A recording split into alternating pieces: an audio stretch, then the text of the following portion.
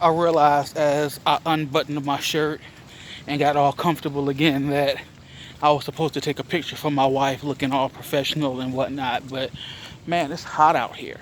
It's hot as F. And I'm just eager to get out of here and get back now. Like that went surprisingly quick. Like I walked in, handled my business, walked out. Like seriously. Like these guys weren't messing around. There's actually a whole job fair going on. It was like all kind of stuff going on in there that I was just completely unaware of.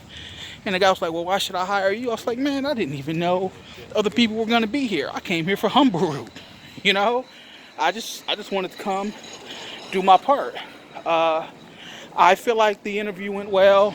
I think they like to hear things like, "I'll do whatever shift you need. I'll come whatever days you need.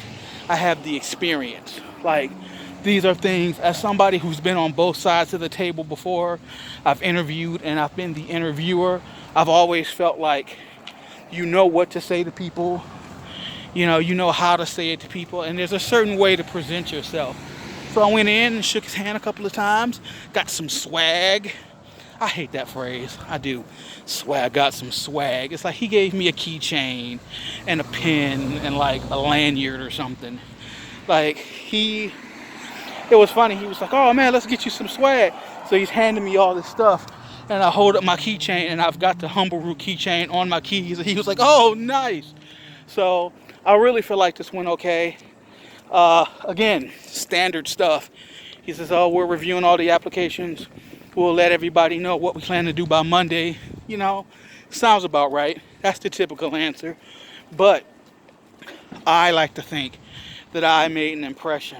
Uh, the said that the job fair started from 11 to 3, but when I got there, it was 10:45 ish, and the place was already packed.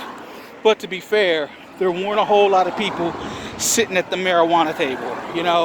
I walked right up, introduced myself, shook his hand, gave him the resume, and he seemed legitimate. He was like, "Oh, wow, nice." He seemed like, "Wow, you really seem to know what you're talking about." Like, yeah, I do. Like, he asked me why, and I was like, "Look, man, I was one of those 80s babies who was like, this is your brain on drugs, you don't want to do it." Then I got into security, and it was like, oh man, the benefits of weed. Oh my God. Holy shit. Fuck, man.